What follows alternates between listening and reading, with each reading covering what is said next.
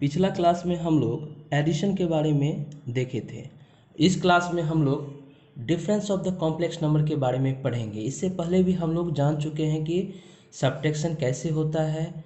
Previous class में हम लोग जानते हैं किसी भी नंबर रियल नंबर हो उसमें हम लोग सब्ट्रैक्शन कैसे करेंगे। बस उसी चीज़ को हम लोग इस क्लास में रिवाइज करना है हम लोगों को in the term of complex number. तो आज हम लोग जानेंगे डिफरेंस ऑफ कॉम्प्लेक्स नंबर क्या होता है।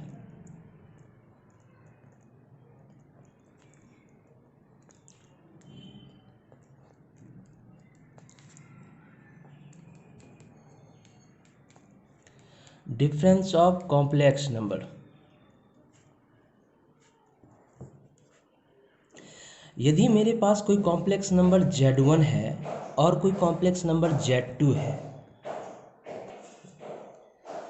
तो इसका डिफरेंस हम लोग इस कदर निकालेंगे Z1 माइनस Z2, क्योंकि इससे प्रीवियस हम लोग जान चुके हैं। कक्षा 4th से लेके कंटिन्यू हम लोग जान ही रहे हैं कि किसी भी नंबर का डिफरेंस हम लोग निकालते हैं। मान लीजिए मेरे पास कोई नंबर 8 दिया हुआ है और कोई नंबर 6 दिया हो, तो इसका डिफरेंस हम लोग सिंपली इस लैंग्वेज में निकालते हैं, 8 माइनस 6 के टर्म में निकालते हैं, तो ये हो जाता है मेरा 2। वही चीज़ को हम लोग आज यहाँ पे कॉम्प्लेक्स नंबर के टर्म में हम लोग जानेंगे। तो यदि मेरे पास कोई कॉम्प्लेक्स नंबर Z1 है और कोई कॉम्प्लेक्स नंबर Z2 है तो इसका डिफरेंस Z1 माइनस Z2 होगा। इसको यदि हम इस कंडीशन में करते हैं, Z1 को हम लोग कंसीडर करते हैं A1 प्लस IB1, यदि Z2 मेरा A2 प्लस IB2 होता है, ये मेरा कंसिडरेशन हो गया। तो Z1 और Z1 माइनस Z2 मेरा हो जाएगा, Z1 माइनस Z2 मेरा होगा A1 plus IB1 minus A2 plus IB2। अब देखने वाली बात ये है कि ये मेरा दो टर्म हो गया, A1 plus iota B1 minus A2 plus iota B2। अब इसमें रियल पार्ट जो है, सबसे पहले साइन कन्वेंशन को ध्यान में रखते हुए साइन को इस ब्रैकेट के अंदर डालना है, ब्रैकेट को एलिमिनेट करना है। A1 plus iota B1 minus A2 minus iota B1। Sign convention जैसे हम लोग जानते हैं ना, इससे पिछला क्लास में भी हम लोग जाने हुए हैं कि प्लस प्लस प्लस होता है, प्लस माइनस माइनस होता है, माइनस प्लस माइनस होता है, माइनस माइनस प्लस होता है। ये प्रोडक्ट के केस में साइन कन्वेंशन हम लोग यूज़ करते हैं। अब देख, इसी साइन कन्वेंशन को हम लोग यहाँ ब्रैकेट हटाने के क्रम में इस्तेमाल किए हैं। Minus A2 minus minus plus minus iota B2 B2। अब क्या करते हैं, इसके रियल पार्ट को एक जगह कलेक्ट कर लेते हैं, A1 minus A2 plus iota common ले लिए B1 माइनस B2। अब यहाँ देखिए, ये मेरा एक रियल पार्ट हो गया, ये मेरा इमेजिनरी पार्ट हो गया। इससे पहले भी हम लोगों ने इसके बारे में जाना है। एक एग्जाम्पल से इसे और क्लियर कर लेते हैं। एक एग्जाम्पल फॉर एग्जाम्पल लेते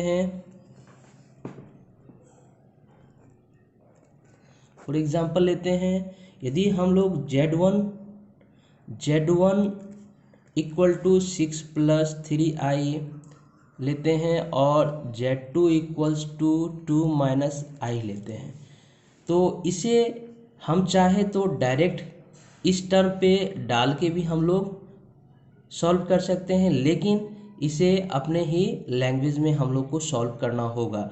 जैसे Z1 माइनस Z2 वो बेटर होता है, किसी भी क्वेश्चन को अपने तरीके से सॉल्व करना सबसे बेटर एक्सपीरियंस होता है।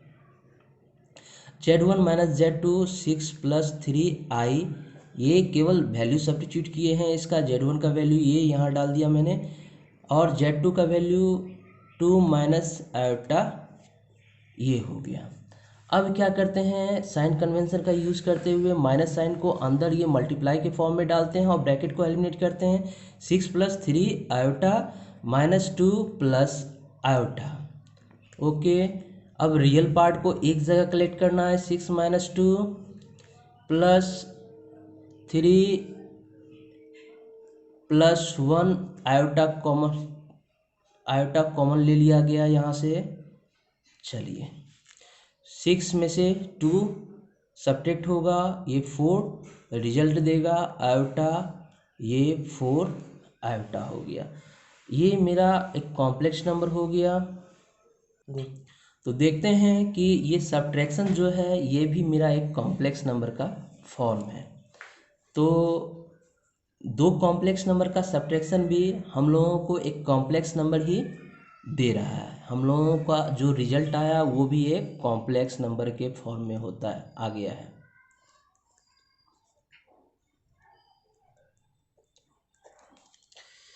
इसके बाद हम लोग multiplication of two complex number के बारे में पढ़ेंगे।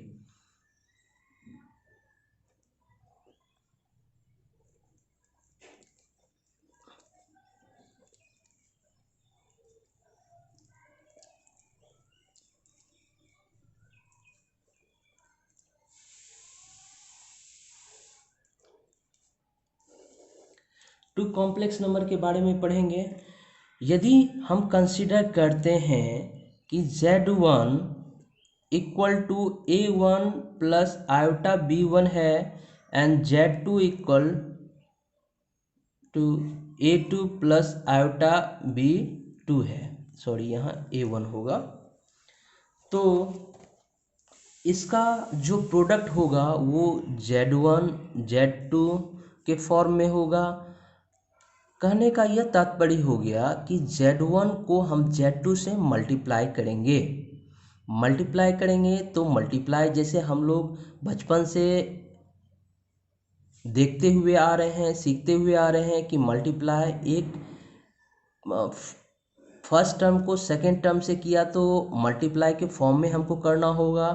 A1 प्लस आयोटा B1, ये मेरा फर्स्ट टर्म हो गया। Then after second term A2 plus iota B2 के टर्म में होगा। अब देखा जाए तो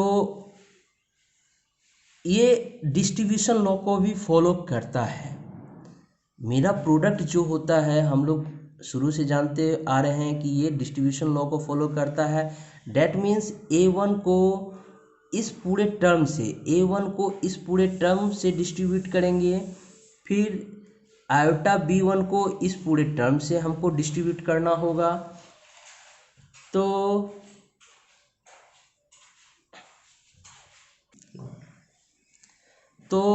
इसके बाद का स्टेप हम लोग करेंगे, A1 को इसके साथ डिस्ट्रीब्यूट करेंगे इस टर्म के साथ, A1 into A2 plus iota B2।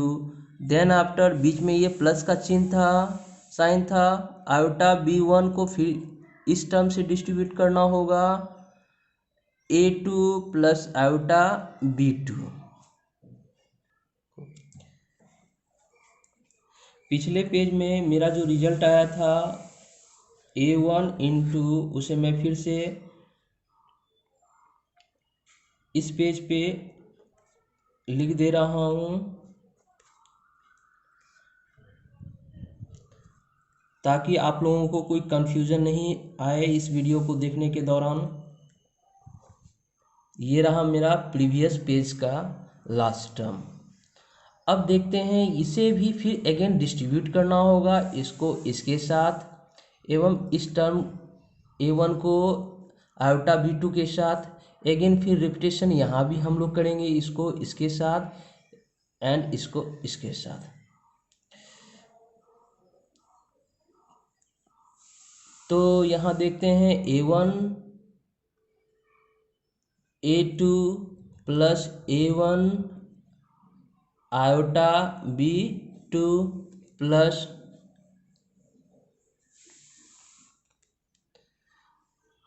Iota B1 A2 plus iota square B1 B2। Okay,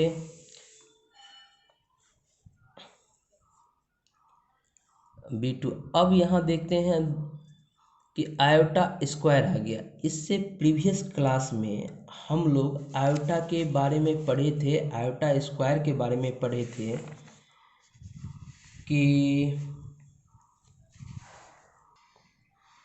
इससे प्रीवियस क्लास में हम लोग पढ़े थे कि x इक्वल टू माइनस √1 होता है, इक्वल टू आई हम लोग कंसीडर किए थे। ये हम लोग कंसीडर किए हुए थे। ये कॉम्प्लेक्स नंबर का एक टर्म हो गया जिससे कॉम्प्लेक्स नंबर को डिफाइन किया गया था कि √-1 को आई हम लोग कंसीडर करते हैं। तो डेट मीन्स यदि इन दोनों को देखा जाए, √-1 इक्वल टू आई को देखा जाए तो दोनों तरफ स्क्वायर हम लोग लेते हैं, तो यहाँ स्क्वायर से ये स्क्वायर रूट कैंसिल आउट हो गया, ये ये -1 हो गया, ये आई स्क्वायर हो गया। इससे मेरा रिजल्ट जो आया आई स्क्वायर का वैल्यू वो -1 आ गया। इसी का हम लोग यूज़ ऊपर वाले टर्म में हम लोग यूज़ करेंगे। A1 A2 plus A1 B2 iota को मैं आगे डाल दे रहा हूँ, प्लस आई B1 A2। यहाँ देखना है आई स्क्वायर है, इसका वैल्यू मैं यहाँ से सब्स्टिट्यूट कर रहा हूँ, -1 ये B1 और B2 हो गया। अब देखा जाए तो अगले टर्म में इस -1 को मैं लिख सकता हूँ ना, B1 B2, तो A1 A2 माइनस ये मेरा रियल टर्म दे रहा है, तो B1 B2 को एक जगह में डाल दे रहा हूँ। अब इन दोनों टर्म में आयोटा मैं कॉमन आउट कर रहा हूँ, तो A1 B2 plus A2 B1 ये हो गया मेरा इमेजिनरी पार्ट। अब ये देखिए, ये मेरे पास रियल पार्ट आया, ये मेरे पास इमेजिनरी पार्ट आया। तो रियल पार्ट इमेजिनरी पार्ट ये फॉर्म कर रहा है कॉम्प्लेक्स नंबर को फॉर्म कर रहा है। That means Z1 into Z2 यदि हम लोग निकालते हैं तो ये भी मेरा एक कॉम्प्लेक्स नंबर का फॉर्म दे रहा है।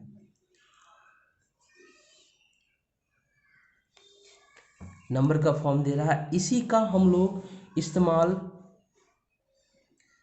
कॉम्प्लेक्स नंबर के प्रॉपर्टीज को जानने में करेंगे।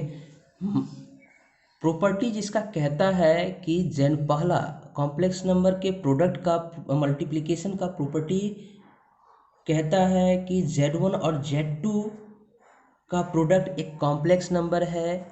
ये क्लोजर लॉ को फॉलो करता है। पहला प्रॉपर्टी जो मेरा इसका था प्रोडक्ट का, ये क्लोजर लॉ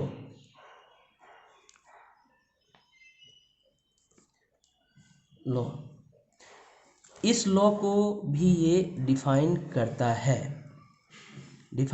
है कि Z1 और Z2 का प्रोडक्ट एक कॉम्प्लेक्स नंबर होता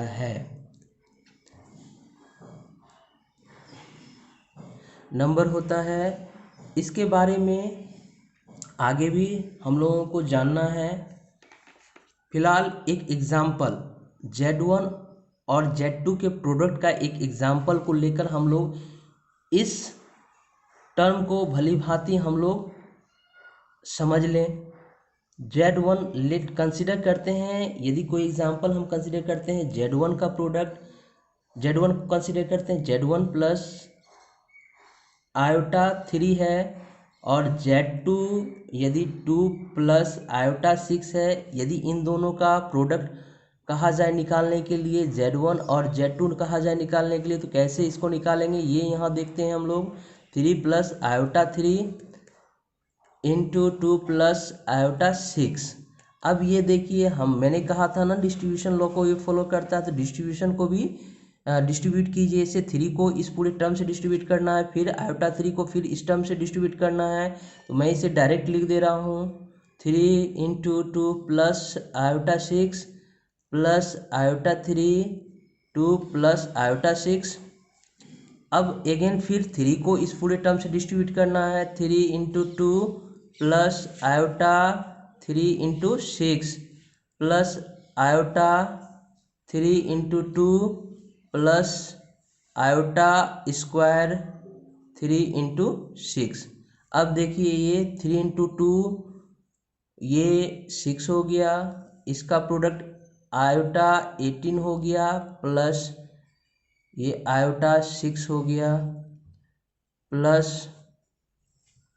आयोटा स्क्वायर ये 18 हो गया। अगेन आयोटा स्क्वायर का वैल्यू हम लोग पहले भी जान चुके हैं कि आयोटा स्क्वायर का वैल्यू यहाँ -1 होता है ना। तो इसे ही इसमें सब्स्टिट्यूट करना है। फिर again 6 plus iota 18 plus iota 6 -18। अब देखिए रियल पार्ट को एक जगह कलेक्ट कर लेना है हम लोगों को। 6 -18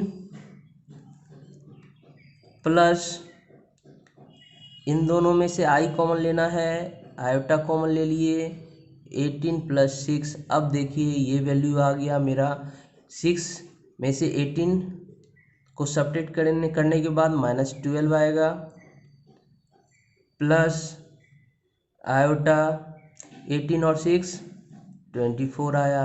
ये मेरा एक कॉम्प्लेक्स नंबर दिया।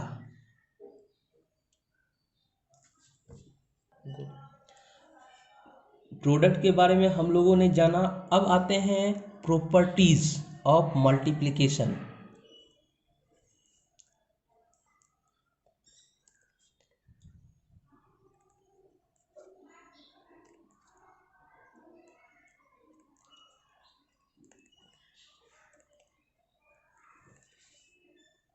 प्रॉपर्टीज ऑफ मल्टीप्लिकेशन सबसे पहले, इससे पहले भी हम लोगों ने जाना है क्लोजर लॉ के बारे में।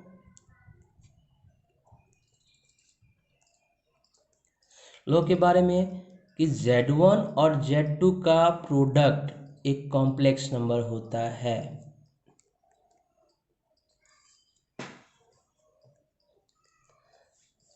सेकेंड प्रॉपर्टी होता है इसका कॉम्यूटेटिव लॉ।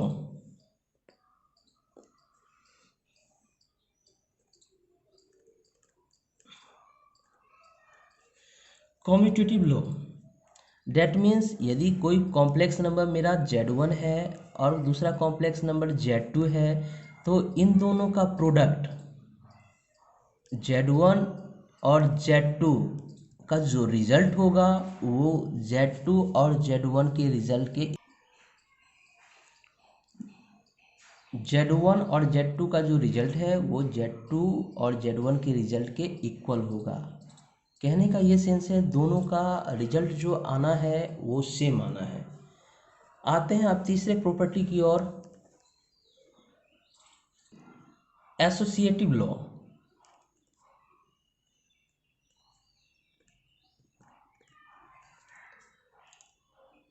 ये अप्लीकेबल होता है 3 कॉम्प्लेक्स नंबर के लिए। यदि कोई कॉम्प्लेक्स नंबर Z1 है, कोई कॉम्प्लेक्स नंबर Z2 है, कोई कॉम्प्लेक्स नंबर Z3 है, तो जब पहले दो का प्रोडक्ट को यदि तीसरे प्रोडक्ट से मल्टीप्लाई किया जाए, Z1 Z2 के प्रोडक्ट को तीसरे प्रोडक्ट के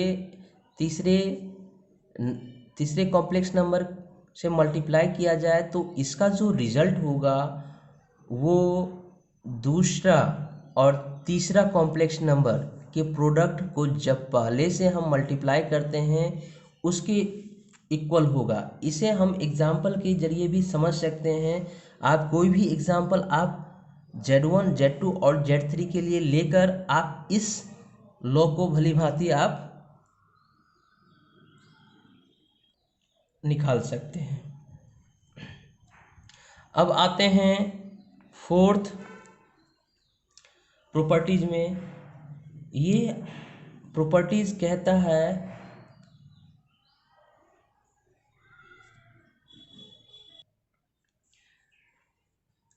कि वन यदि कोई मेरा कॉम्प्लेक्स नंबर के फॉर्म में यदि हम कंसिडर करते हैं, वन को यदि हम कोई कॉम्प्लेक्स नंबर के फॉर्म में कंसिडर करते हैं, जैसे one equal to one plus zero iota, zero iota ये वैल्यू मेरा वन ही देगा, लेकिन इसको मैंने कॉम्प्लेक्स नंबर के फॉर्म में कंसिडर किया है। इसे यदि किसी भी कॉम्प्लेक्स नंबर से मल्टीप्लाई किया जाए, इस complex number that means one को यदि किसी भी कॉम्प्लेक्स नंबर कंसिडर कर लेते हैं, z equal to a plus iota b है, यदि z को इस कॉम्प्लेक्स नंबर से वन आइडेंटिटी से मल्टीप्लाई किया जाए, that means z into one किया जाए, तो ये मेरा वैल्यू z ही देता है। इसे हम क्लियर कर लेते हैं सॉल्व करके। तो z का वैल्यू मैं यहाँ डाल रहा हूँ a plus iota b into one का वैल्यू ये कॉम्प्लेक्स नंबर के फॉर्म में मैं डाल रहा हूँ वन प्लस ज़ीरो आयोटा। अब इसे सॉल्व करने के बाद मैं देखता हूँ क्या रिजल्ट आता है। तो फिर अगेन डिस्ट्रीब्यूशन लॉ का ही यूज़ करना है, a into one plus zero iota plus iota b into one plus zero iota. अब देखिए a को वन से मल्टीप्लाई करने पर ये रिजल्ट मेरा a दे रहा है, प्लस a को ज़ीरो से मल्टीप्लाई करने पे ये ज़ीरो आयोटा दे रहा है ये, ठीक, प्लस आयोटा बी को वन से मल्टीप्लाई करने पर ये आयोटा बी देगा, फिर अगेन जीरो आयोटा ये दे रहा है। जीरो आयोटा को हम जीरो ले ही सकते हैं, A plus zero plus iota B plus zero, ये मेरा रिजल्ट आ गया ए प्लस आयोटा बी। तो इससे यहाँ क्लियर हो जा रहा है कि यदि किसी भी कॉम्प्लेक्स नंबर को वन से मल्टीप्लाई किया जाए तो वो रिजल्ट हमेशा वही कॉम्प्लेक्स नंबर देगा जिससे उसे मल्टीप्लाई किया जा रहा है। ये मेरे इसलिए वन को हम लोग मल्टीप्लिकेटिव आइडेंटिटी कह सकते हैं, वन को मल्टी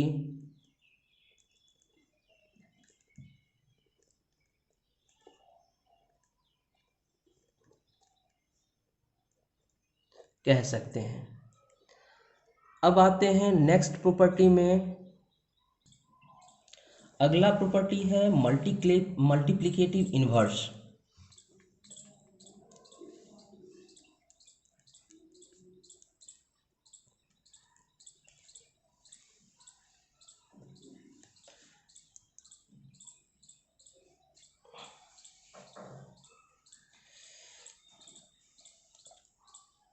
इस प्रॉपर्टी में हम लोग देखते हैं यदि मेरे पास कोई कॉम्प्लेक्स नंबर z है a प्लस आयोटा b के फॉर्म में, तो इसका inverse that means one by z यदि हम लोग लेते हैं तो ये मेरा इस फॉर्म में भी लिखा जाएगा, इस फॉर्म में भी लिखा जाएगा।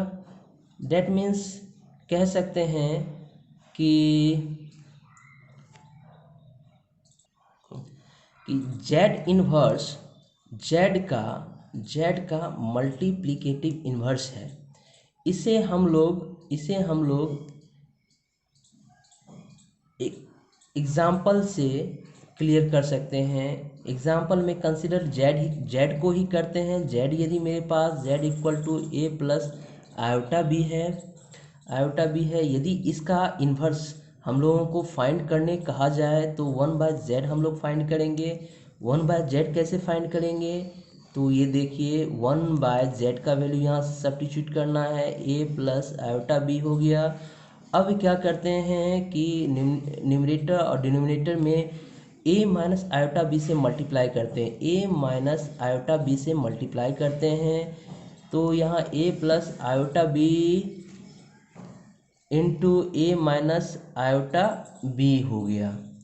अब यहाँ देखते हैं ए माइनस आयोटा बी, ये टर्म है नीचे a plus b into a minus b के फॉर्म में। जो ट्रिग्नोमेट्री में हम लोग फॉर्मूला के बारे में जान रहे हैं, A plus b into a minus B, ये होता है ए स्क्वायर माइनस बी स्क्वायर। इसी फॉर्मूला का इस्तेमाल हम लोग यहाँ करेंगे। ए plus b into a minus b के फॉर्म में है, ये ए प्लस ए स्क्वायर हो गया, ए स्क्वायर माइनस आयोटा का स्क्वायर, आयोटा का स्क्वायर इंटू बी का स्क्वायर हो गया। ये अगेन आयोटा का वैल्यू होता है -1, तो माइनस माइनस ये प्लस हो जाएगा।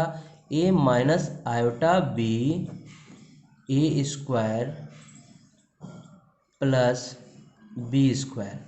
अब क्या करते हैं कि ए रियल पार्ट को अलग करना होगा, इमेजिनरी पार्ट को अलग करना होगा। तो ए बाय हम इसे इस टर्म में लिख सकते हैं, ए स्क्वायर प्लस बी स्क्वायर के फॉर्म में, माइनस आयोटा बी बाय ए स्क्वायर प्लस बी स्क्वायर के फॉर्म में। ये अगेन मेरे पास एक कॉम्प्लेक्स नंबर का फॉर्म आ गया, कॉम्प्लेक्स नंबर का फॉर्म आ गया। ठीक, तो इस प्रॉपर्टी में हम लोग ये जाने कि 1/z इक्वल टू होता है z inverse. Inverse that means 1 equal to क्या हो जाएगा, z into z inverse. That means z into z inverse equal to 1। ये एक मल्टीप्लिकेटिव आइडेंटिटी को शो करता है।